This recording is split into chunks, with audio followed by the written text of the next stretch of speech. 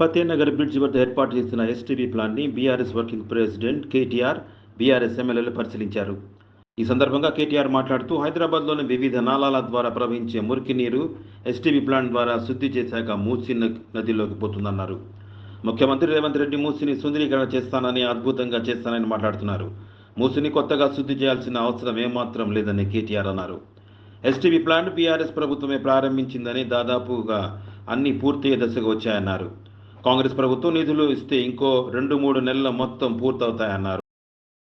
అయితే ఈ అన్నిటికంటే ఇక్కడ అడగాల్సిన ముఖ్యమైన ప్రశ్న ఏంటి అంటే, ఈ మురికి నీరు మొత్తం హైదరాబాద్లోని వివిధ నాలాల ద్వారా ప్రవహించే మురికి నీరు శుద్ధి చేసిన తర్వాత ఇదంతా 94% మూసీలోకి పోతుంది.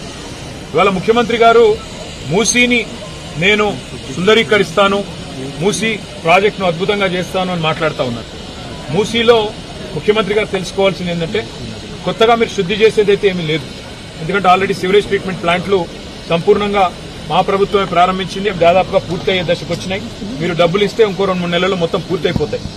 మరి 4,000 కోట్లు ఖర్చు పెట్టి మొత్తం 100% సివరేజ్ ట్రీట్మెంట్ అయిపోయిన తర్వాత మరి వాళ్ళ ముఖ్యమంత్రి గారు, ఆయన మంత్రివర్గం మాట్లాడుతున్న మాటలు, మూసీ ప్రాజెక్టు కోసం 1,50,000 కోట్లు ఖర్చు పెడతామని ఒకసారి, 50,000 కోట్లు అని మరొకసారి, 70,000 కోట్లు అని మరొకసారి ఏవైతే మాట్లాడుతున్నారో, ఈ మాటలు చూస్తూ ఉంటే మాకు అనుమానం వస్తూ ఉంది.